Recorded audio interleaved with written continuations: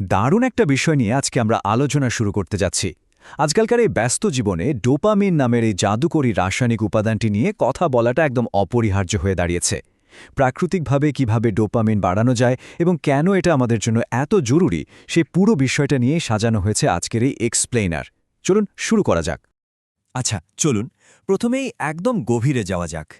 আজকাল প্রায় দেখা যায় আমরা কাজের অনুপ্রেরণা হারিয়ে ফেলছি আর ঘন্টার পর ঘন্টা শুধু ফোনে স্ক্রোল করেই যাচ্ছি, তাই না?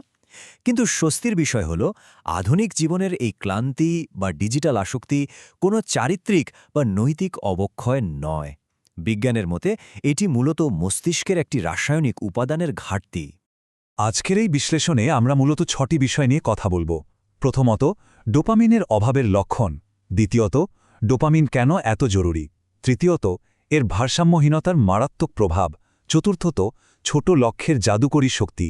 পঞ্চমত, শারীরিক পরিশ্রমের প্রয়োজনীয়তা। এবং সবশেষে থাকছে সঠিক খাদ্যাভ্যাস ও অন্ত্রের ভূমিকা। 1 নম্বর, ডোপামিনের অভাবের লক্ষণ। ডাক্তার পুরীর দেওয়া তথ্য অনুযায়ী এই লক্ষণগুলো কিন্তু বেশ চমকপ্রদ।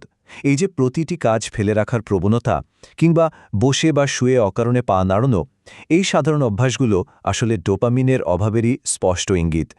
এছাড়া চরম অলসতা, বড় স্বপ্ন দেখার আগ্রহ হারিয়ে ফেলা বা সারাদিন মোবাইল ফোনে রিলস স্ক্রোল করার মতো মারাত্মক আসক্তিগুলো কিন্তু এই রাসায়নিক ঘাটতিরই বাস্তব প্রমাণ। 2 নম্বর, ডোপামিন কেন এত জরুরি? এখন সবচেয়ে আকর্ষণীয় বিষয়টা হলো ডোপামিনের আসল পরিচয়। ডোপামিনকে সাধারণত রিওয়ার্ড কেমিক্যাল বা পুরস্কারের রাসায়নিক বলা হলেও এটি আসলে একটি অ্যাচিভমেন্ট কেমিক্যাল বা অর্জনের রাসায়নিক। মানে এটা শুধু সাময়িক আনন্দই দেয় না, বরং স্বপ্ন পূরণের প্রবল অনুপ্রেরণা, সাহস এবং শক্তি যোগায়।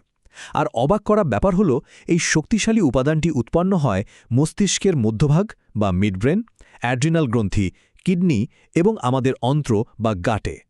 দুটো ভিন্ন অবস্থার কথা যদি আমরা তুলনা করি তাহলে পুরো ব্যাপারটা একদম জলের মতো পরিষ্কার হয়ে যাবে। একদিকে ডোপামিনের অভাব থাকা একজন মানুষ সবসময় চরম অলসতা বোধ করেন, শক্তিতে ঘাটতি থাকে এবং বড় স্বপ্ন দেখা ছেড়ে দিয়ে সারাক্ষণ শুধু বিশ্রাম নিতে চান। অন্যদিকে যার শরীরের ডোপামিনের দারুণ ভারসাম্য রয়েছে, তিনি খুব দ্রুত হাঁটেন, অসম্ভব উদ্যমী হন, জীবনের লক্ষ্য নিয়ে সিরিয়াস থাকেন এবং চেহারায় সবসময় একটি উজ্জ্বল আভা ও নির্ভীক ভাব ফুটে ওঠে। ডিফারেন্সটা কিন্তু আকাশ-পাতাল। 3 নম্বর, ভারসাম্যহীনতার মারাত্মক প্রভাব।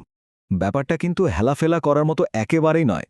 বৈজ্ঞানিক তথ্য বিশ্লেষণ করলে দেখা যায় ডোপামিনের মারাত্মক অভাব বা মাত্রাতিরিক্ত আধিক্য গভীর ক্লিনিক্যাল সমস্যার জন্ম দেয়।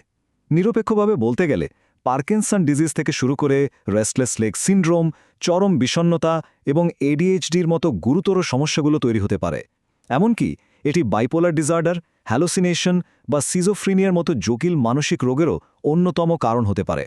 4 নম্বর অংশ, ছোট লক্ষ্যের জাদুকরী শক্তি, যাকে আমরা ডোপামিন বাড়ানোর প্রথম সূত্র বলতে পারি। এই কথাটা শুনলে সত্যি অবাক হতে হয়। মস্তিষ্ক জানে না কোনো কাজ বড় নাকি ছোট, এটি শুধু জানে যে একটি কাজের পরিকল্পনা করা হয়েছিল এবং তা সম্পন্ন হয়েছে। মস্তিষ্কের রিওয়ার্ড সেন্টারকে উদ্দীপ্ত করার এই সাধারণ অথচ চমৎকার বিজ্ঞানটি সত্যি জাদুকরী। চলুন সামনের দিকে এগোই এবং দেখি কিভাবে এই হ্যাকটা কাজ করে। পদ্ধতিটা খুবই সিম্পল। বড় লক্ষ্যগুলোকে ছোট ছোট অংশে ভাগ করে ফেলতে হবে।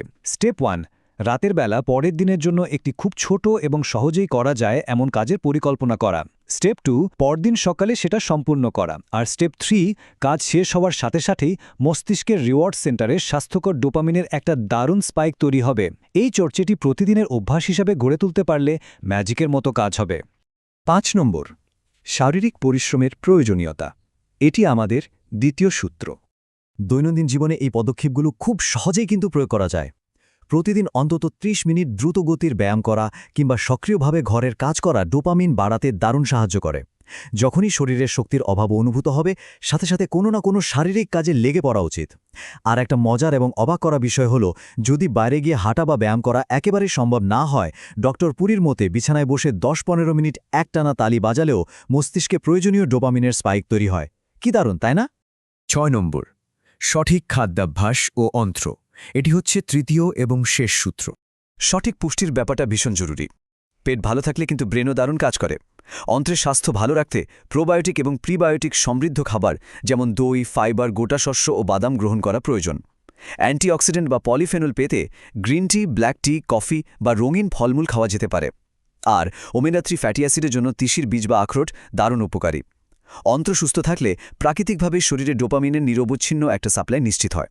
তো সবচেয়ে ক্রুশিয়াল পয়েন্টটা হচ্ছে কৃত্রিম ডিজিটাল ডোপামিনের ফাঁদ থেকে পুরোপুরি বেরিয়ে আসা।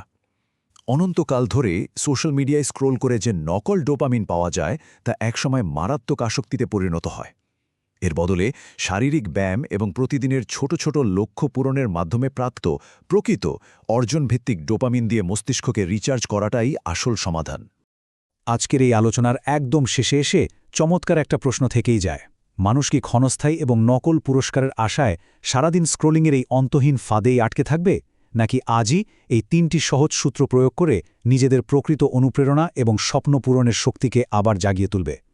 সিদ্ধান্তটা যার যার নিজস্ব, কিন্তু বিজ্ঞান আমাদের সঠিক এবং স্বাস্থ্যকর পথটি পরিষ্কারভাবে দেখিয়ে দিয়েছে। আগামীতে আরও চমকপ্রদ বিষয় নিয়ে কথা হবে। ততক্ষণ পর্যন্ত সুস্থ ও উদ্যমী থাকাটাই হোক মূল লক্ষ্য।